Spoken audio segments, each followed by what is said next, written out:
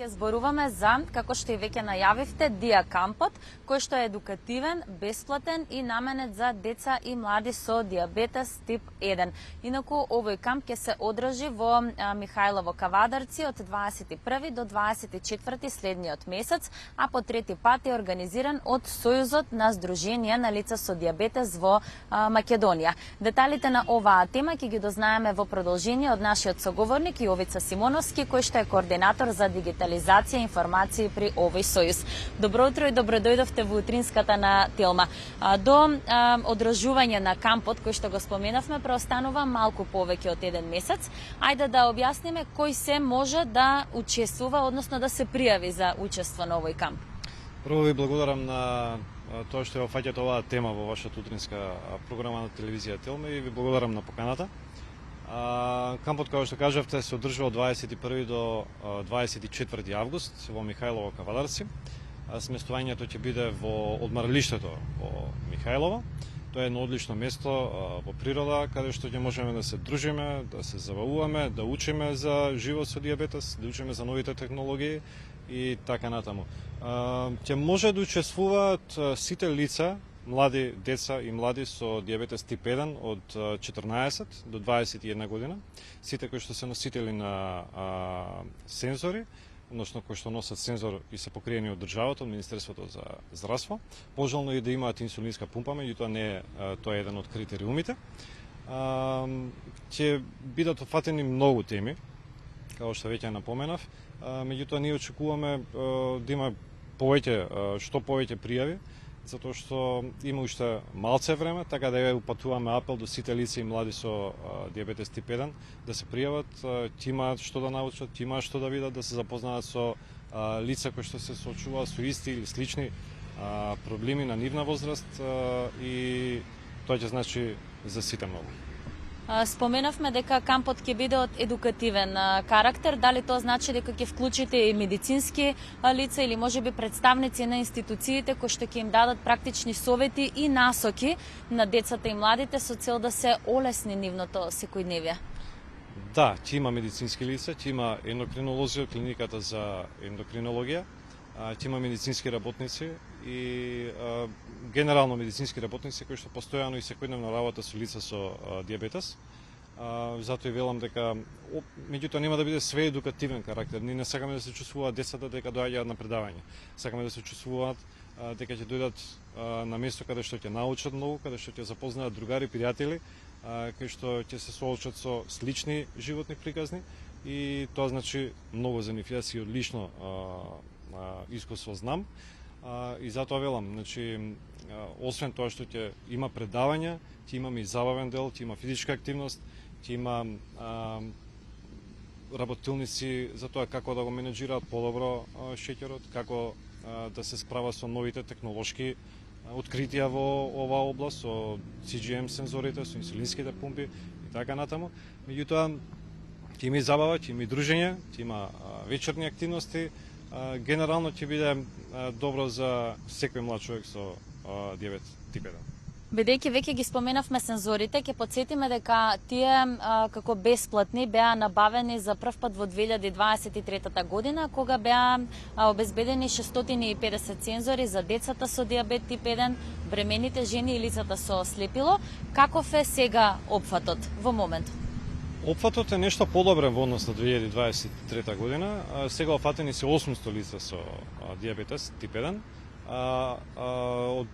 До 26 години ние сме благодарни за зголемувањето на 150 нови сензори, односно 600 беа до пред неколку месеци, сега се веќе 800. Меѓутоа, сепак сме многу далеко од крајната цел. Крајната цел и на Сојузот на Сдруженија на лица со диабетес и на секој лице со диабетес поединечно е секој лице со диабетес тип 1 да му биде обезбедено сензор за поквалитетно менеджирање на состојбата, односно менеджирање на шеќерот во крвта. Ќе напоменам дека тоа е една голема и долготрајна борба, затоа што сега се опфатени само 15% со лицата со диабетес тип 1. До 26 години лица со коморбитети кои што се постари или бремени жени. Освен опфатот, каков е квалитетот на овие сензори со кои што моментално располагаме еве како држава, кои што во моментот ги имаат пациентите, бидејќи пред известно време имаше реакции, забелешки од страна на родителите за квалитетот. Каква е сега ситуацијата? Пред 4-5 години во Македонија беа регистрирани само 2 сензори. Сега имаме повеќе од 6, што е релативно добар напредок. Не е огромен напредок, затоа што на пазарот се појавуваат секојдневно нови сензори, меѓутоа е голем напредок. Во Македонија веќе има регистрирани сензори кои што се генерално признаени и се користат низ цела Европа и во светот. Од државата добивавме сензори, мислам 2 вида на сензори, од 2 бренда.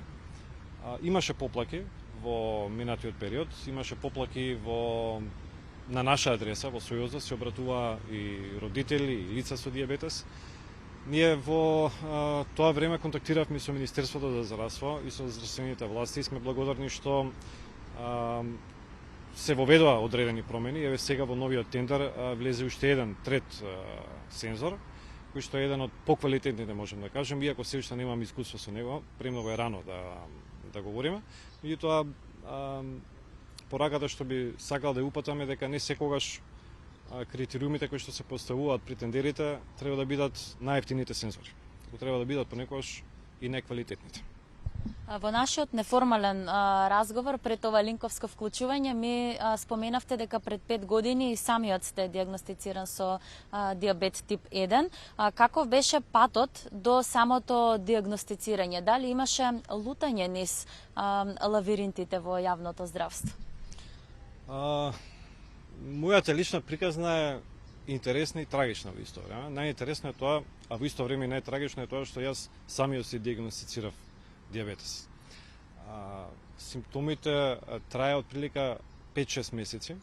Поминав преку, па можеби 6-7-8 доктори, специјалисти и никој не ме упати на ендокринолог, никој не испита шеќерот и така натаму и така натаму.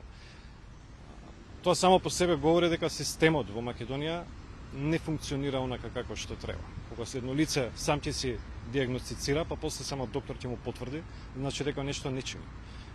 Мене ми требаше 6 месеци со сите пропратни симптоми, тоа се слабење, постојано жет, постојано мокрење, намалување на видот и така натаму. За на крајот сам да измерам шеќер и да видам дека шеќерот е многу висок, па потоа да се упатам онаму каде што самиот да се упатам онаму каде што треба. Тоа е нешто што не би требало да поминува никој. И затоа велам и во Сојузот се бориме за да се подобри системот генерално. Тука кога говорам мислам дури од матичен лекар па понатаму до специјалисти и така натаму. Јовица, јас овде ќе ви се заблагодарам за искреноста, затоа што во рамките на овој разговор ја споделивте и вашата лична приказна, а секако и деталите во врска со третиот диакамп за да може сите заинтересирани да се пријават за учество. Благодарам на поканата уште еднаш и упатувам уште еднаш апел до сите лица со дијабетес тип 1, млади од 14 до 21 година да се пријават на некој од меловите на Сојузот на здруженија на дијабетичари на Македонија. Меловите ги има на нашата веб страна, на Инстаграм и Фејсбук профилите на социјалните мрежи. Шкуваме што поголема бројка, ќе се дружиме, забавуваме и ќе учиме како подобро да живееме и да менаџираме со дијабетесот. А кога веќе зборуваме за дијабетесот, еве да споделиме накратко и што вели националната статистика. Според податоците од системот Мој термин во Македонија со дијабетес мелитус живеат околу 142.000 лица, вклучувајќи ги тука пациентите и со тип 1 и со тип 2. Инаку овие податоци се наведени, поточно се јавно достапни во програмата на Министерството за здравство која се однесува на 2025 година.